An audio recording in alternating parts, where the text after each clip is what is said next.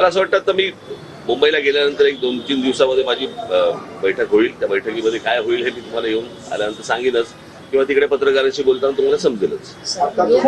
या सगळ्या प्रकरणात जबाबदारी कुणाची आहे? प्रशासनाला सगळे जबाबदार करतात. प्रशासक आता रुलिंग आहे हे बरोबर आहे, पण जे सत्ताधारी केंद्रात राज्यात आहेत त्यांच्याकडे प्रशासक आणि विरोधकांकडे ते मला असं वाटतं हा राज्य सरकारचा विषय आहे आणि राज्य सरकारच्या खात्याचा आणि महानगरपालिकेचा हा संबंधित ही जबाबदारी आहे. मला काल ऐकल्यावरती लाजीरवाडी गोष्ट तुम्हाला पनवेल आणि ठाण्यावरनं लोक आणावी लागतात साफसफाईला. पुण्यासारखं शहर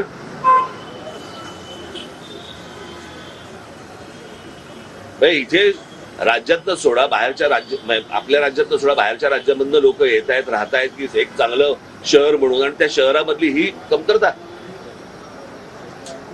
बाहेरच्या महानगरपालिकांकडे लोक मागावी लागतात तुम्हाला साफसफाईसाठी.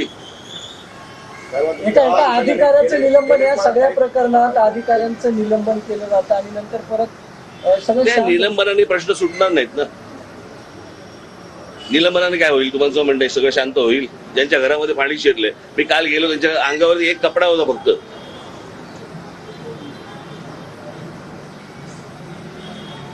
आता समजा तिथे रोगराई वाढली ते कोण बघणार? एक अधिकारी निलंबित करून काही होत नाहीत ना, प्रश्न सुटत नाहीत असे.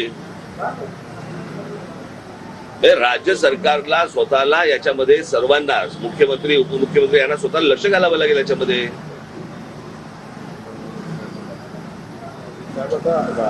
आता जो उल्लेख केला की पुण्याची 5 शहरं झालेली आहेत.